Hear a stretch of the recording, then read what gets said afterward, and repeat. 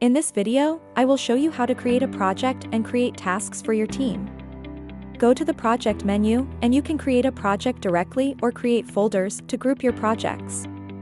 Click the project button to create a project and complete your project details such as project name, description, duration, and determine whether this project is involved for team members, certain divisions, or all members in your organization. After you create a project, you can click on the project name to enter a project. Then you can add project details or a briefing about your project here. You can use this section as a place to provide more detailed instructions about your project. Click the Save Changes button to save the details of the project. At the bottom, you can add columns. Click Add Column to add a Kanban board column. For example, we add To Do, Working, and Done. To add tasks to a Kanban board, you can add the plus button. Enter a task title and click Create. Click on the task for more details.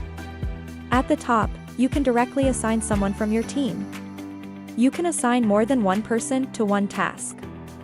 Then set the deadline for a task. And you can also set task priorities here. And mark the status of a task. Below is the comments column or communication area. So it is only done specifically in a task. You can also add a voice message with this button. Click this mic icon to start recording sound, and click the red button to stop the recorder.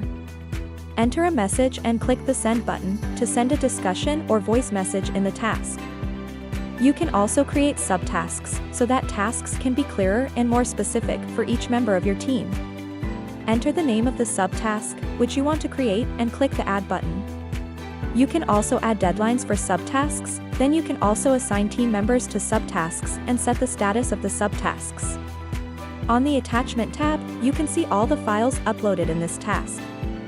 This makes it easier for you to search for files shared by you and your team members.